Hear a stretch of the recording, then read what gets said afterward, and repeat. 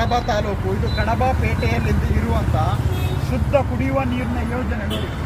ಈ ಯೋಜನೆಯನ್ನು ಪಾಪದವರಿಗೆ ಮುಟ್ಟಿಸಲಿಕ್ಕೆ ಆಗದೆ ಒಂದು ಯೋಜನೆ ತಂದರೆ ಅದನ್ನು ಪಾಪದವರಿಗೆ ಮುಟ್ಟಿಸುವ ಕೆಪಾಸಿಟಿ ಆದರೆ ಇಲ್ಲಿಯ ರಾಜಕೀಯದವರಿಗೆ ಬೇಕು ನೋಡಿ. ಇದು ಕುಡಿಯುವ ಶುದ್ಧ ನೀರಿನ ಯೋಜನೆ. ಇದು ಇಲ್ಲಿ ಮಾತ್ರ ಅಲ್ಲ, ಇಲ್ಲಿಂದ 3 ಕಿಲೋಮೀಟರ್ ಹೋದರೆ ಹೊಸಮಾಟದಲ್ಲಿ ಉಂಟು, ಕಲ್ಲುಗುಡ್ಡೆಯಲ್ಲಿ ಉಂಟು, ಎಲ್ಲ ತುಕ್ಕಿಡಿತಾ ಉಂಟು ನೋಡಿ. ಇದರ ಸೆಡ್ಡಿನ ಅವಸ್ಥೆ ನೋಡಿ. ಇದು ಪಾಪದವರಿಗೆ ಕುಡಿಯುವಂಥ ಯೋಜನೆ. ಇದನ್ನೊಂದು ಜನಗಳಿಗೆ ಮುಟ್ಟಿಸಲಿಕ್ಕೆ ಸಹ ಇಲ್ಲಿಯ ರಾಜಕೀಯದವರಿಗೆ ಆಗುವುದಿಲ್ಲ. ಇದಕ್ಕೆ ಸಂಬಂಧಪಟ್ಟ ಅಧಿಕಾರಿಗಳು ಬಂದು ಇದನ್ನು ಎಲ್ಲಿಗಾದರೆ ಒಳ್ಳೆಯ ಇದಕ್ಕೆ ಹೋಗಿ ಹಸ್ತಾಂತರ ಮಾಡಿ. ಇದರ ಅವಸ್ಥೆ ನೋಡಿ, ಇಲ್ಲಿ ನೋಡಿ, ಎಲ್ಲ ಪಾಲು ಬಿದ್ದು ಎಲ್ಲ ಇಂತಲ್ಲಾಗಿದೆ ನೋಡಿ, ಬಲ್ಲೆ ಹಿಡಿದು ಹೋಗಿದೆ. ಇದು ಕಡಬ ಪೇಟೆಯ ಅವಸ್ಥೆ. ಇದು ಶುದ್ಧ ಕುಡಿಯುವ ನೀರು ನೋಡಿ. ಅದರ ಫಿಲ್ಟ್ರ್ ಮಾಡುವ ಎಲ್ಲ ಮಿಷನರಿ ತುಕ್ಕಿಡಿತಾ ಉಂಟು. ಇದಕ್ಕೆ ಸಂಬಂಧಪಟ್ಟ ಅಧಿಕಾರಿಗಳು ಬಂದು ದಯವಿಟ್ಟು ಇಂಥ ಯೋಜನೆಯನ್ನು ಪಾಪದವರಿಗೆ ಮುಟ್ಟಿಸಿ, ಪಾಪದವರಾದರೆ ದಿನನಿತ್ಯ ನೀರು ಕುಡಿಲಿಕ್ಕಾದರೆ ಬರಲಿ ನೋಡಿ.